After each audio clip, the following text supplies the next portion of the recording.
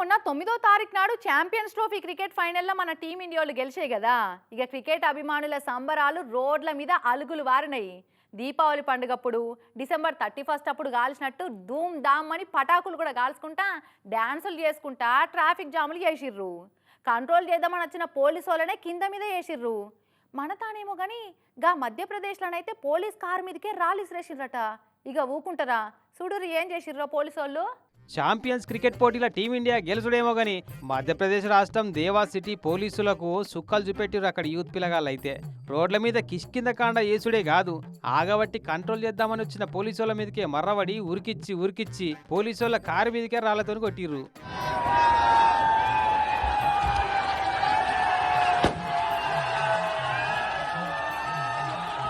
ఇక scene cut చేస్తే ఉత్సాహం ప్రదర్శించి పోలీసుల మీద దాడి చేసిన వాళ్ళని గుర్తుపట్టి కేసులు పెట్టుడే కాదు, 9 మందికి బోడిగుండ్లు కొట్టించి ఊరంతా ఊరేగిచ్చిరు గిట్లా చూడు.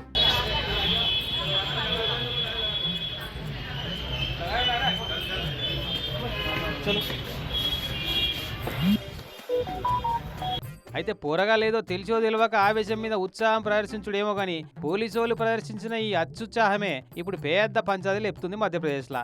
ఏదో ఆట సంబురాన ఎగిరి దుంకులు ఆడిరే అనుకో, ఎక్కువ చేసిరే అనుకో, గాయంత దానికి గుళ్ళు కొట్టించి ఊరేగిస్తారా?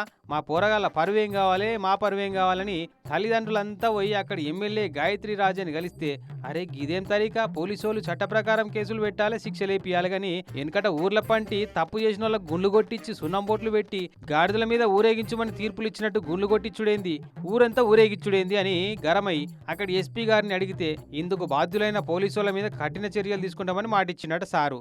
సరిపోయింది పో, అటు పోరగాళ్ళు ఇటు పోలీసు వాళ్ళు యాక్షన్ చేయమంటే ఓవర్ యాక్షన్ చేసేటోళ్ళే ఉన్నారు కదా అందరికందరూ.